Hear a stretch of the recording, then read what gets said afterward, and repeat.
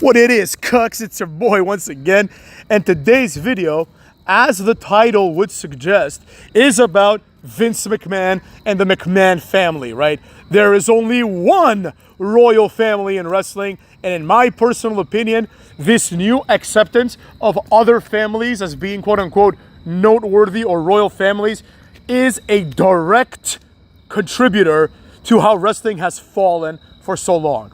Vince McMahon invented wrestling, and he had the brilliant idea and the ability and capacity to play a central figure in his own show from his own company. The character of Mr. McMahon, which has been immortalized not only in WWE, but in popular culture, motherfucks. Haven't you heard that song by Migos where the guy says, Mr. McMahon, I'll fight you and your staff? You know what I'm saying? Like, Mr. McMahon, it gets respect for everybody. Or my personal Vince McMahon reference, courtesy of Soulja Boy, when Soulja Boy says, holla now, woo! Like Ric Flair, swag, I look like Vince McMahon, you know what I'm saying? So anyways, the point is, Vince McMahon rules, he invented all this shit, and quite frankly, not only is he part of the only royal family in wrestling, the only noteworthy family in wrestling, but in my opinion, he's the only person that is noteworthy in wrestling. Everybody else is not only secondary, that goes without saying. I don't think anybody would disagree with that, but I don't think anybody's even on the same, like, category, in the same tier as Vince McMahon, or even on the same tier list at this point, right? But the attitude of other wrestlers of my family is important in wrestling is annoying, and quite frankly, it's not true, right? This started out, I think, most prominently with one of my least favorite wrestling families, the overrated Hart family. Now, people like Bret Hart, the hater understands this. People like Owen Hart, the hater liked Owen Hart, you know? I get this too. People like David Hart Smith. Hey, I think he's okay. Tyson Kidd, he's okay. Natalya, she's okay, right? But quite frankly, if we're being honest, these people in the karmic pot that is wrestling, they have taken more than they have contributed, right? Basically, Bret Hart was a success, and Jim the Anvil Neidhart was his tag team partner, and Owen Hart, he died prematurely, which is unfortunate. But beyond these three guys, and arguably just Bret, really, everybody else has been a net negative. Like Natalya has cost them more money than she's made them. David Hart Smith has cost them more money than he's made them. Tyson Kidd has cost them more money than he's made them, right? What's his face? Teddy Hart, who was originally signed to WWE, has definitely cost them more money than he's made them, right? A lot of people have cost them more money than they've made them, right? There are exceptions, but that's just the case, right? So that's one family that first started this, like, we're prominent in the wrestling family. That's a few other ones, like the Von Erichs, but nobody ever gave a shit about them, really, you know what I mean? They're like, oh, the Von Erichs, we're good. It's like, nobody cares, bro. Fuck yourselves, you know what I'm saying? Nobody gives a shit. Then, after this, we started with these newer age families, right? All of a sudden, Dusty Rhodes has a son named Dustin Rhodes. Wow, who could have thought of this brilliant name? Anyways, Dustin Rhodes, aka Goldust, for those of you that don't know, was an interesting wrestler. I always was a massive fan of Goldust, right? But that's because Goldust didn't hinge on the fact that he was Dusty Rhodes' son. I believe that the reason why this was presented as such is because nobody gave a fuck about Dusty Rhodes, right? That's my interpretation of it as a fan from the late 90s, right? Goldust didn't say, I'm the son of Dusty Rhodes. I think it's because nobody gave a shit that he was the son of Dusty Rhodes. It would be like saying, I'm the son of Peter Lansing, right? And they're like, and then they're immediately people are like, who the fuck is Peter Lansing? Nobody, I just made him up, motherfucks. You know what I'm saying? That's how the story goes. But nobody gave a shit. Goldust had to do it on his own. Now, of course, Dusty Rhodes helped get his foot in the door, obviously. And Dusty Rhodes, obviously, being that he's Dusty Rhodes, likely led his son Dustin into the career path of being a pro wrestler, right? And then Dusty Rhodes is an exceptional person because he's like 6'6", big, strong guy, right? He's always a little fat, except for now, ironically, right? But he's always been a good wrestler, right? Goldust has always done more than he has been given, right? So Goldust, in my opinion, I wanted to put this out of the way because he stands alone. He is someone that didn't benefit from his family. So far we've got Dusty, Goldust, and Bret Hart as people that didn't use largely their network connections, their family connections to nepotism their way into it, right? And there are other people like Dominic Mysterio who I think have the potential to be somebody. But let's not get it twisted. If he weren't Rey Mysterio's son, Like, this is just a massive favor to Rey Mysterio. Dominic would never be a WWE wrestler if it weren't for Rey Mysterio. But that's not here or there. He's holding his own now. Like, you'd think that he'd be a tag team with his dad forever. He's not. So anyways, it's not here nor there. The point is, the Nepo babies have gotten out of control because of this narrative that wrestling has more than one royal family. Which, who do we attribute this to? That's right, cucks. All roads lead back to Cucky Roads, motherfucks. The cuckster himself rebranded his entire family, and you gotta give him some props.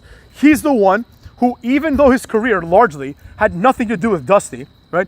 He also played roles like Stardust and, a bunch of other gimmicks that we're not gonna go over right now that had nothing to do with Dusty Rhodes. But when shit hit the fan, that wasn't good enough. That was gonna lead to a Goldust level career, right? Which, in my opinion, is nothing to be ashamed of. That's a respectable, great career on par with their father, who never achieved really anything, right? Oh, he was like the world heavyweight champion of North Georgia wrestling. Nobody cares. In the quote of Chris Jericho, when Cucky Rhodes and Ted DiBiase were berating him about his father being a real athlete in the NFL, while their fathers are fake fighters in the WWE, or they're like, our fathers are better than your father. And Jericho was like, let me remind you who you're talking to. He's like, I've won more championships than both of your fathers combined. You know what I'm saying? Like, are you fucking kidding me? Jericho is on another level compared to Ted DiBiase and like fucking Dusty Rhodes. Jericho's Jericho, So that was the whole point of that. But the idea is that Cody Rhodes then in the Indies leveraged his father into his gimmick. He made it a gimmick, right? And now this gimmick is carried on to the WWE. And just in time, while Cucky Rhodes was doing this in the independents, other people were doing this in the E. I'm talking about none other than, for lack of a better person, I'll say Roman Reigns, but it's not really him. Roman Reigns had tremendous success before it was even considered that he was part of this Samoan family, right?